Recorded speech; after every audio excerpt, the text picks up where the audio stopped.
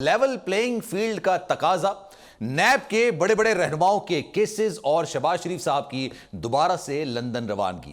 پاکستان کے اس دلچسپ قسم کے سیاسی منظرنامے میں آج الیکشن کمیشن نے یہ اناؤنس کر دیا کہ الیکشنز کب ہوں گے۔ جنرل الیکشنز اگلے سال جنوری کے آخری ہفتے میں کرائے جائیں گے، لیکن کوئی تاریخ کا اعلان نہیں کیا گیا۔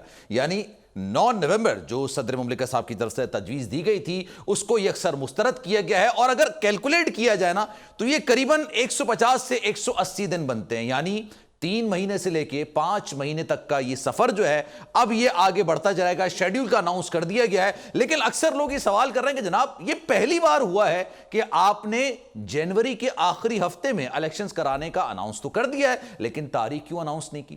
تاریخ اناؤنس کرنے کا الیکشن کمیشن ہمیشہ سے ہی دعویٰ کرتا ہے کہ اختیار انہی کے پاس ہے، صدر مملکت کے پاس نہیں۔ حالانکہ یہ کہا جاتا ہے کہ صدر مملکت نے اگر اسمبلی کی تحلیل کے حوالے سے سگنیچر کیے ہیں تو وہی ڈیٹ اناؤنس کریں گے، اور اسی حوالے سے آج مختلف سیاسی جماعتوں کی جانب سے اس پر خدشات کا اظہار کیا جا رہا ہے کہ جناب کیا ہوا، یہ آپ نے آخری ہفتے کا اناؤنس تو کر دیا، ڈیٹ بھی اناؤنس کر دیتے تو زیادہ بہتر ہوتا ہے۔ کیا ابھی بھی ابہام ہے الیکشن کمیشن کو، اور کیا سیاسی جماعتوں کو اس حوالے سے کوئی شک و شبہات ہیں کہ جنوری کے آخری ہفتے میں الیکشنز ہوں گے یا نہیں ہوں گے؟ اس پر بھی بات کریں گے، اور ساتھ ساتھ شہباز شریف صاحب ابھی 2-3 دن پہلے ہی تو وطن واپس آئے تھے، 48 گھنٹے کے اندر دوبارہ ان کی لندن روانگی ہو گئی۔ مریم نواز صاحب ابھی لندن کی طرف روانہ ہو گئی ہیں، نیب کے بڑے بڑے کیسز کھل رہے ہیں، نیب کے کیسز کے حوالے سے بھی آج خبر نکل کر سامنے آئی۔ ان کیسز کی بازگشت میں شہباز شریف صاحب کا دوبارہ لندن جانا کیا نواز شریف صاحب کی واپسی کا تاخیر ہو سکتی ہے؟ کیونکہ انہوں نے بھی 21 تاریخ اگلے مہینے کی اناؤنس کی ہے کہ جناب وہ 21 تاریخ کو آ جائیں گے۔